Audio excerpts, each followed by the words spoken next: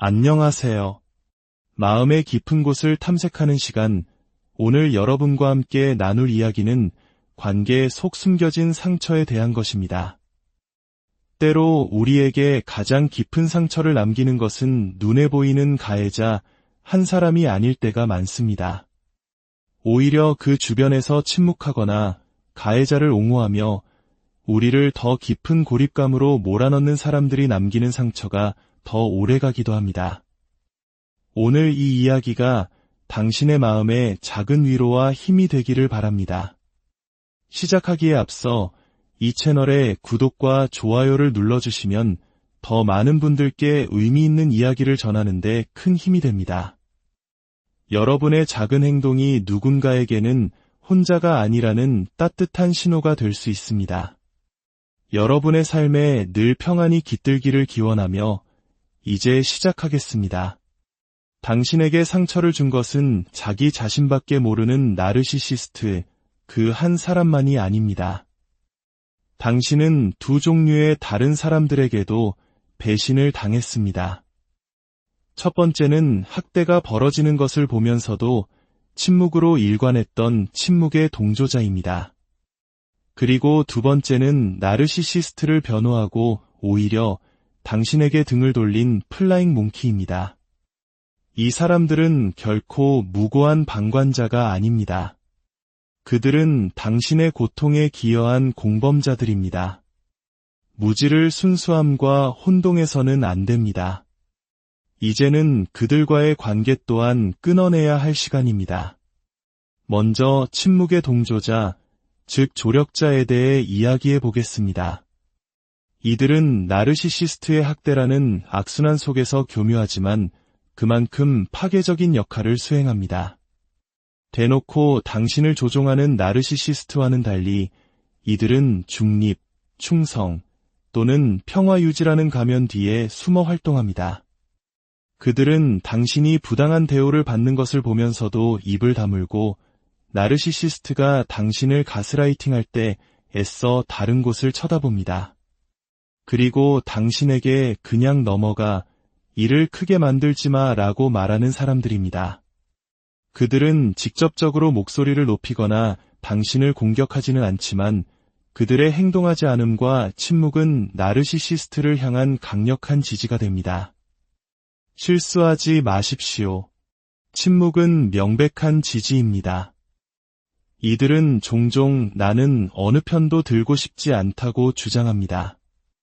하지만 바로 그 어느 편도 들지 않는 것이 이미 하나의 선택입니다. 그것은 바로 현상 유지를 택하는 것이며 그 현상 유지는 거의 항상 나르시시스트에게 이익이 됩니다. 당신이 정서적으로 조종당하고 모욕을 느끼고 심리적으로 상처 입고 있을 때 이 침묵하는 동조자의 수동적인 태도는 나르시시스트의 학대만큼이나 당신을 외롭고 무력하게 만듭니다. 당신은 심지어 자신의 현실 감각마저 의심하게 될지 모릅니다. 내가 겪는 일이 정말 이렇게 잘못된 것이라면 왜 저 사람은 아무 일도 없는 것처럼 행동하는 걸까? 하고 말이죠. 이러한 혼란은 당신을 더욱 고립시키고 자기의심을 깊게 만들기 때문에 나르시시스트에게는 아주 좋은 무기가 됩니다. 흔히 사람들은 이 조력자들이 무해하거나 그저 중간에 끼어 어쩔 수 없었을 거라고 오해합니다. 하지만 그 가정은 당신의 고통 속에서 그들이 맡은 역할을 심각하게 축소하는 것입니다. 대부분의 조력자들은 나르시시스트가 무슨 짓을 하는지 정확히 알고 있습니다. 그들은 단지 그것을 인정하지 않기로 선택했을 뿐입니다. 그 이유가 두려움이든 현실 부정이든 정서적 의존이든 혹은 자신의 이익 때문이든 말입니다.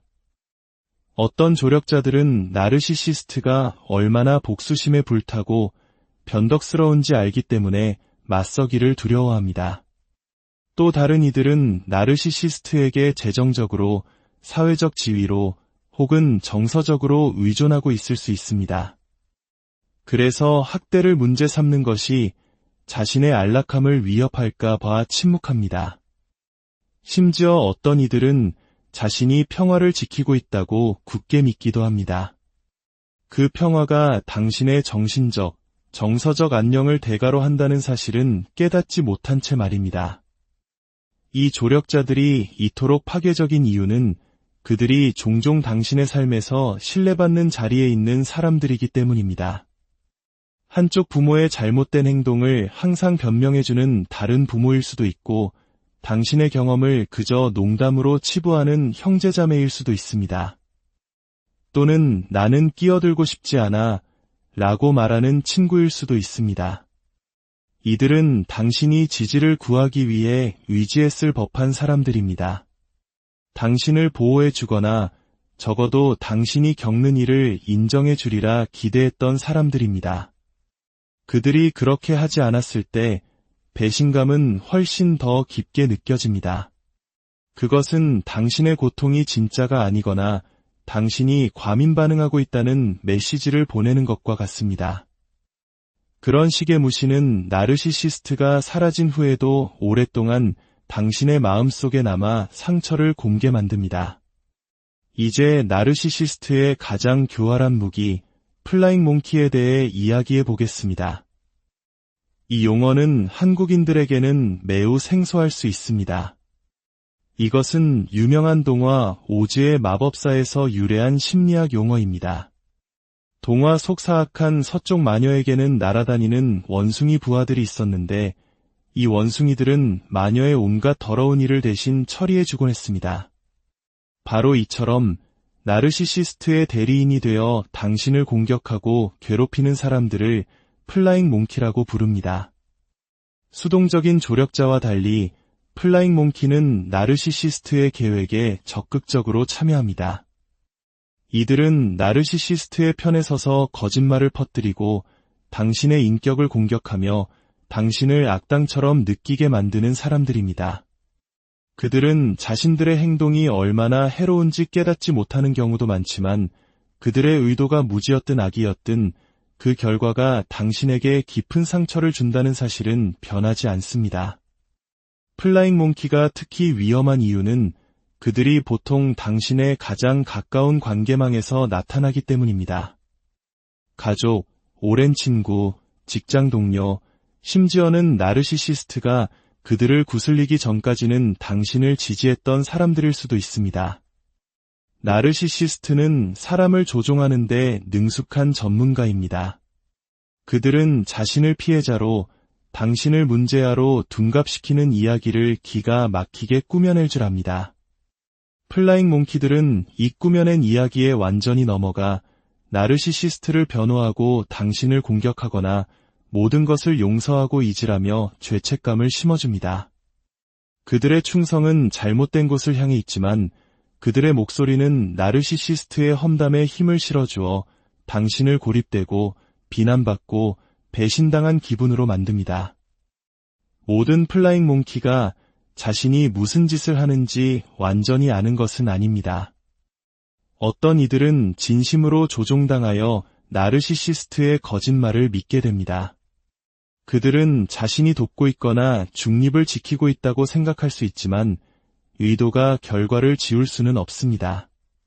거짓 이야기를 퍼뜨리고 당신의 결정을 의심하게 만들고 화해하라고 압박하는 그들의 행동은 결국 당신을 통제하려는 나르시시스트의 목표에 봉사할 뿐입니다. 하지만 의도적으로 플라잉 몽키 역할을 하는 사람들도 있습니다.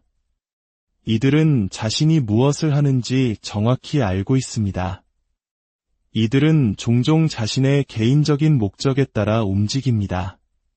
나르시시스트의 환심을 사고 싶어 하거나 드라마 자체를 즐기거나 혹은 당신의 강인함과 독립심의 위협을 느끼기 때문입니다. 때로는 그들 자신이 나르시시스트 성향을 가지고 있어서 다른 나르시시스트를 지지하며 우월감이나 존재 이유를 느끼기도 합니다. 이런 유형의 사람들은 당신을 직접적으로 가스라이팅하고 당신이 설정한 경계를 조롱하며 마치 자신의 평화를 지키려는 당신이 유독한 사람인 것처럼 행동합니다. 그들의 목표는 진실이나 치유가 아닙니다. 오직 통제, 충성, 그리고 권력입니다. 플라잉 몽키가 초래하는 정서적 피해는 실로 엄청납니다. 한때 믿었던 사람들이 당신에게 등을 돌릴 때 그것은 단순한 상처를 넘어 당신의 현실 감각 자체를 뒤흔들 수 있습니다. 당신은 자신의 판단을 의심하기 시작하고 내가 너무 예민한가 혹은 자신의 기억마저 의심하게 될 수 있습니다. 이러한 인지 부조화는 바로 나르시시스트가 원하는 것입니다. 플라잉 몽키는 이러한 왜곡을 전달하는 메신저이며 그들의 배신은 종종 나르시시스트의 학대 그 자체보다 더 혼란스럽습니다. 이들을 구별하는 것은 쉽지 않을 수 있습니다. 특히 그들이 단지 도우려는 것처럼 자신을 포장할 때는 더욱 그렇습니다. 하지만 패턴에 주목하십시오. 그들이 지속적으로 당신의 고통을 축소하나요? 나르시시스트와 다시 연락하라며 죄책감을 주나요? 당신의 안전보다 나르시시스트의 감정을 더 걱정하는 것처럼 보이나요? 이것들은 그들의 충성심이 어디에 있는지를 보여주는 위험 신호입니다. 그리고 만약 그 충성심이 당신의 치유와 함께하지 않는다면 그들은 당신의 인생에 있을 자격이 없습니다. 이러한 동조자들과 플라잉 몽키들을 당신의 삶에서 끊어내는 것은 또 다른 상실처럼 느껴질 수 있습니다. 하지만 그것은 실제로는 얻는 것입니다. 그것은 명확함, 평화, 그리고 힘을 되찾는 첫걸음입니다. 당신을 학대한 사람의 메시지를 계속 전달하는 사람들이 있는 환경에서는 결코 치유될 수 없습니다. 그들을 놓아주는 것은 옹졸한 행동이 아닙니다. 그것은 당신 자신을 보호하는 것입니다. 당신은 당신을 믿어주고 지지해주며 당신을 해친 사람의 스피커 역할을 하지 않는 사람들로 둘러싸일 자격이 있습니다. 기억하십시오. 고통을 일으킨 것은 나르시시스트뿐만이 아닙니다. 그들이 당신을 끝장내기 위해 보낸 군대, 즉 침묵의 동조자들과 플라잉 몽키들도 공범입니다. 이러한 2차적인 배신, 즉 대리인을 통한 배신이 주는 고통은 때로 나르시시스트의 직접적인 학대보다 더 깊은 상처를 남깁니다. 나르시시스트가 당신을 해칠 때 우리는 그들의 병리적인 문제, 즉 조종, 특권의식, 공감 능력 부족에서 원인을 찾을 수 있습니다. 하지만 친구, 형제, 부모처럼 믿었던 사람이 여기에 가담하거나 당신의 경험을 축소하거나 눈을 감아버릴 때 그것은 전혀 다른 방식으로 당신의 영혼을 부서뜨립니다. 그 고통은 단순히 감정적인 것을 넘어 실존적인 질문을 던지게 합니다. 당신은 자신의 판단력, 가치, 심지어 제정신까지 의심하게 됩니다. 이 사람들조차 진실을 보지 못한다면 어쩌면 정말 문제가 있는 건 나일지도 몰라 하고 말입니다. 이것이 바로 나르시시스트들이 기대하는 효과입니다. 그들은 혼자 행동하는 법이 거의 없습니다. 그들의 힘은 자신의 현실 버전을 강화하고 대리인을 통해 당신을 가스라이팅할 다른 사람들을 모집하는 데 있습니다. 당신이 고통받고 있을 때 중립은 중립이 아닙니다. 침묵은 무해하지 않습니다. 그것은 당신의 고통을 무시하고 가해자를 보호하기로 한 결정입니다. 진정한 치유의 여정은 2차적인 배신자들과의 관계를 정리하는 것을 반드시 포함해야 합니다. 직접적인 가해자는 아니었지만 지속적으로 당신의 진실보다 안락함, 두려움, 혹은 현실 부정을 선택했던 사람들과의 관계를 끊어야 할 필요성을 느끼게 될 것입니다. 그것은 결코 가혹한 일이 아닙니다. 그것은 건강해지는 과정입니다. 치유는 단순히 나르시시스트의 소나기에서 벗어나는 것만을 의미하지 않습니다. 그것은 당신을 보고 믿어주고 선택해주는 사람들로 당신의 곁을 채울 권리를 되찾는 것입니다. 그 이하의 모든 것은 상처를 계속 열어두는 것과 같습니다. 대리인을 통한 배신은 여전히 배신입니다. 그리고 그 사실을 인정하는 것이 마침내 그 모든 유독한 관계의 거미줄에서 당신 자신을 해방시키는 중요한 첫걸음입니다. 치유는 당신이 무엇으로부터 걸어 나오는가에 대한 것만이 아닙니다.